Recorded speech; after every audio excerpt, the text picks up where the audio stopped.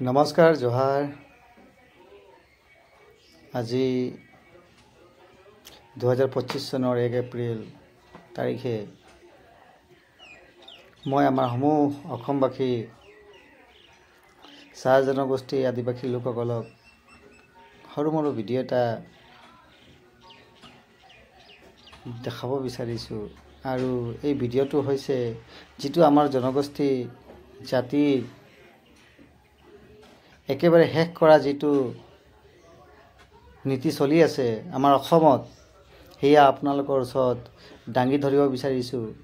আৰু বিভিন্ন ষড়যন্ত্ৰৰে আমাৰ জনগোষ্ঠীৰ সহজ সৰল লোকসকলৰ মাটি বাৰী লুণ্ঠন ৰাজ যিয়ে এই আমাৰ ৰেভিনিউ ডিপাৰ্টমেণ্ট হওক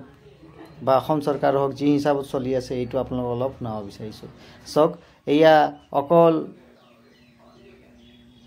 আমাৰে নহয় বিভিন্ন জনৰ বিভিন্ন আমাৰ জনগোষ্ঠীৰ লোকসকলৰ ওপৰত এনে ধৰণৰ কাৰ্য চলি আছে যিটো লৈ পেলাই আমি মাত মাতা অতি দৰকাৰ নহ'লে আমাৰ একেবাৰে অস্তিত্ব নাইকিয়া কৰিব এয়া চাওক আপোনালোকৰ আগত মই সৰু মোৰ ভিডিঅ'টো লৈ আহিছোঁ যিটো নেকি আমাৰ প্ৰেছ বিবৃতি যোগে আমাৰ বিভিন্ন দল সংগঠনে এই বিষয়ে মাত মাতি আহিছে আৰু আশা কৰোঁ আপোনালোকেও যাতে এই বিষয়ে জাগৃত হোৱা দৰকাৰ নহ'লে আমাৰ জনগোষ্ঠী জাতি সংস্কৃতি সকলো শেষ হৈ যাব বুলি মই ধাৰণা কৰিছোঁ সেয়া চাওক 70 চনত 1978 তাৰ প্ৰাথমিক বিদ্যালয়টো তাত ডম্বৰু তাঁতী নামৰ এগৰাকী ব্যক্তিৰ নেতৃত্বত প্ৰতিষ্ঠা হৈছে আৰু যি ডম্বৰু তাঁতীৰ মানে বুৱাৰী পুত্ৰৰ বুৱাৰী শকুন্তলা তাঁতী যিগৰাকী মহিলা কেইদিনমান অশ্লীল অবাইচ মাতেৰে তাত গৈ গালি গালাজ কৰি মাটিটো দখল কৰিবলৈ লৈছে আৰু কমাৰ্চ কলেজৰ নামত কেতিয়া আবণ্টন আমি যেটো জানো তেওঁলোকৰ এলটমেন্টটো 2016 চনত দিছিল বুলি কৈ আছে আমি যিখিনি পাইছো খবৰ কাৰণ কাগজ আমাক নিদিয়ে 2016 চনত এলটমেন্ট দিছে বুলি কৈছে আমি জানো যে এলটমেন্ট দিয়া উইদিন 1 ইয়াৰ যিকোনো মাটি কাৰোবাক আবণ্টন দিলে সেই মাটিটো এক বছৰৰ ভিতৰত তাৰ পজিশনটো এস্টাবলিশ কৰাটো নিয়ম হয় আৰু এলটমেন্ট কেতিয়া দিয়ে যেতিয়া মাটিটো পজিশনত মই আছো কাৰণ কমাৰ্চ কলেজ ভূমিহীন নহয় ভূমিহীন যদি মানুহ হয় বা ভূমিহীন কিবা যদি অনুষ্ঠান হলহেঁতেন তেতিয়া তেওঁলোকক কৰবাত মাটি এটা তেওঁলোকে দিলেহেঁতেন কিন্তু ভূমিহীন নহয় তেওঁলোক অলৰেডি কৰবাত এস্টাবলিশ আছে এডিশনাল তেওঁলোকৰ ল্যান্ড এক্সটেনশনৰ কাৰণে যদি মাটি লাগে তেতিয়া হেতু এলটমেন্ট দিব কোনো কথা নাই নহয় এই পৰিয়ালকিটা যে স্বাধীনতাৰ আগৰ পৰা যে বহি আছে তেওঁলোকক মাটি কিনি আবণ্টন নিদিয়াকৈ ভূমিহীন মানুহখিনি মাটি নিদিয়াকৈ যাৰ নামত মাটি আচলতে আছে দখলত পজিশনত আছে কাগজ নিদিয়াকৈ যাৰ মাটি আছে তাৰ ইনষ্টিটিউচন আছে যাৰ সব আছে তাকে মাটি দিছে এই ধৰণৰ যেটো কখন এপ্লাই কৰিছে না এলটমেন্টৰ কাৰণে 1990 চনৰ পৰা এপ্লাই কৰি আছে বসুন্ধৰা 1 2 3 টো এপ্লাই কৰিছে খাজনাও দি আছে আৰু টাউন কমিটিক টেক্সও দি আছে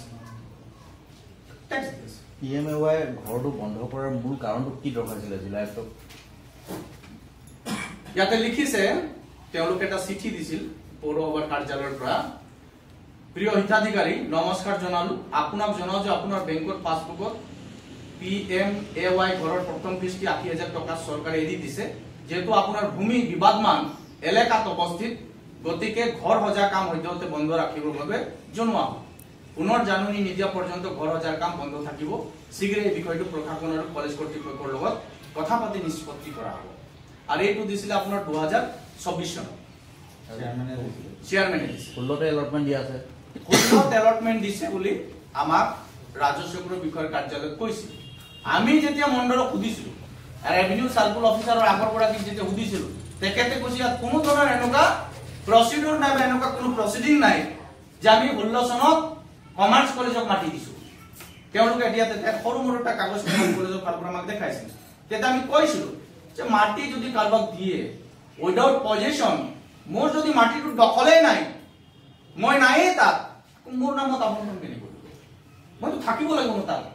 ভূমি নলে কথাটো বেলেগ আছে মাটি বাৰী নাই বোলে একদম নতুন ইনষ্টিটিউচন এটা বনিছে তেতিয়া ল্যান্ড ৰিকুইজিশন কৰে ভূমি অধিগ্ৰহণ কৰে এই ইনষ্টিটিউচন নামত এলটমেন্ট নহয় ল্যান্ড ৰিকুইজিশন কৰিব অধিগ্ৰহণ কৰিব আৰু ইনষ্টিটিউচন নিৰ্মাণৰ কাৰণে ব্যৱস্থাটো কৰা হয় এটো এলটমেন্টৰ কথা আছে কমাৰ্চ কলেজৰ মত মান বিঘা এলটমেন্ট দিয়া হৈছে 7 বিঘা আৰু তাত বেলেগ কোনবা ব্যক্তিৰ এলটমেন্ট আছে নেকি আমি শুনিছো কিন্তু একুৰেট যেটো তথ্যটো পোৱা নাই এগৰাকী কোনবা ডাঙৰ নেতাই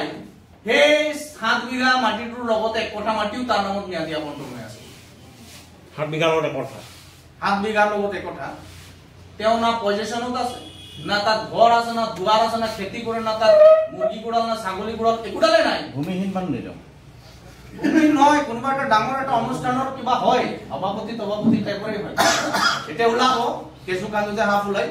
কেঁচু খান্দুতো হাফ ওলাব একচুৱেল গোটেই কথাখিনি ওপৰত আহিব আৰু গোটেই এলটমেন্টৰ প্ৰক্ৰিয়াটোৱে আচলতে ৰাজনৈতিকভাৱে প্ৰভাৱিত না আপনি বলে প্ৰসিডিং নাই বলি এলএসি তো প্ৰসিডিং থাকিব লাগিব তেতিয়াহে এলটমেন্ট আমাক তো নেদেখালে আমি যদি বিচাৰিছো আমাক নাই বুলি কৈছে এটা 2024 যদি এলটমেন্ট দিছে তো 2019 পৰা মানে বসুন্ধৰা 1 2 3 পৰা তেওঁলোকে আবণ্টনৰ কাৰণে লাগি আছে যদি দিব লগা আছে এলএসি বোৰ্ডে লাইন এডভাইজৰি কমিটি তো কৰি আছে দিব লাগিছে এটা নিৰ্দিষ্ট অনুষ্ঠানটো দিয়াটো কেতিয়া উচিত নহয় এতিয়া মোৰ কথা কৈছে যে পজিশনত যি আছে তেওঁক মাটি দিব লাগিব চৰকাৰৰ কেবিনেট ডিসিশনৰ এটা ডিসিশন হয় সিদ্ধান্ত হয় সাত জনগোষ্ঠীৰ মানুহখিনিৰ কাৰণে স্পেসিফিক এটা ডিসিশন গভৰ্ণমেণ্টে লৈছে সেই মাটিৰ অধিকাৰ সেই পৰিয়ালকেইটা পাব লাগিব এইটোৱে আমাৰ কোনকুটীয়া কথা মাটিখিনি কি মাটি আছে টি সিলিং নে কেনেকা গ্ৰান্ট ৰাজাবাৰী গ্ৰান্টৰ সিলিং সাৰপ্লাস ল্যান্ড এতিয়াটো সিলিং সাৰপ্লাস ল্যান্ড বুলি ক'লে খুব সোনাৰ ৰেভিনিউ সাৰ্কুলটোৱে সেইটোৱে ৰাজাবাৰী গ্ৰান্টত আছে কিন্তু আৰু এটা কথা আমি স্পষ্ট কৰিব বিচাৰিম প্ৰয়োজন আছে বিগত সময়ত আমি এটা বস্তু দেখিছো যেতিয়া নেকি চাহ বাগিচা অধিকৃত অঞ্চলত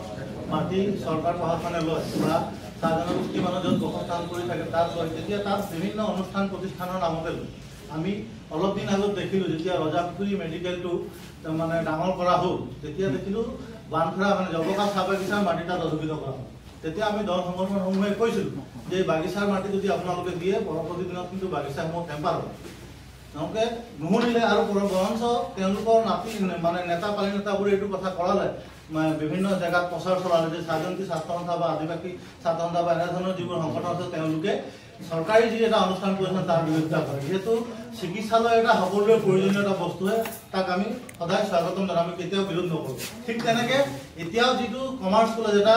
মানে জ্ঞানৰ ভাণ্ডাৰ হয় আৰু আমাৰ সোণাৰীৰ এটা আগ্ৰহী এটা অনুষ্ঠান হয় এইটো কথা আমি স্পষ্ট আমি চাহ জনগোষ্ঠী আদিবাসী কোনো দল সংগঠনে কমাৰ্চ কলেজক আমি বিৰোধিতা কৰা নাই শিক্ষানুষ্ঠানক আমি বিৰোধিতা কৰা নাই শিক্ষানুষ্ঠান আৰু ডাঙৰ হওক আৰু বৃহৎ হওক তাৰ আমাৰ সহযোগিতা থাকিব কিন্তু তাত চাহ জনগোষ্ঠী বা আদিবাসী মানুহৰ ভূমি উচ্ছেদ কৰি পিনে কিন্তু শিক্ষানুষ্ঠান আমাক নালাগে এই কথাটো আমি লগতে স্পষ্ট কৰি দিছোঁ তাৰ লগতে আমি এটা কথা যিহেতু বিভিন্ন সময়ত চৰকাৰক কৈ আহিছোঁ যে য'ত নেকি চাহ বাগিচাৰ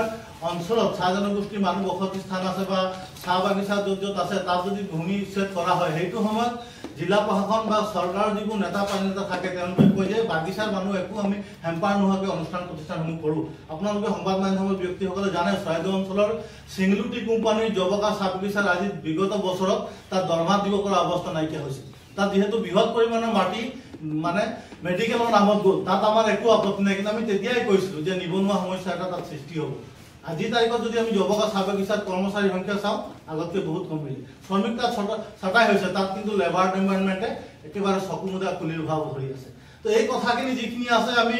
বিভিন্ন সময়ত কথাখিনি সংগঠনসমূহে উপস্থাপন কৰি আছোঁ কিন্তু আমাৰে এচাম নিকৃষ্ট চাহ জনগোষ্ঠী মই ভাবোঁ ডাঙৰ ডাঙৰ নেতাসমূহে বিধানসভাত এই কথাখিনি তেওঁলোকে উপস্থাপন নকৰে যাৰ পৰিপ্ৰেক্ষিতত দেখোঁ এই সমস্যাসমূহ দিনে দিনে বৃদ্ধি হৈ গৈ আছে সেইকাৰণে আমি এই সংবাদমেলৰ জৰিয়তে আমি চৰকাৰ প্ৰশাসনক আমাৰ নিজৰে যিখিনি জনগোষ্ঠীয় নেতাসকল আছে তেওঁলোককো আমি ক'ব বিচাৰিছোঁ যে আপোনালোকে হাৰ পাওক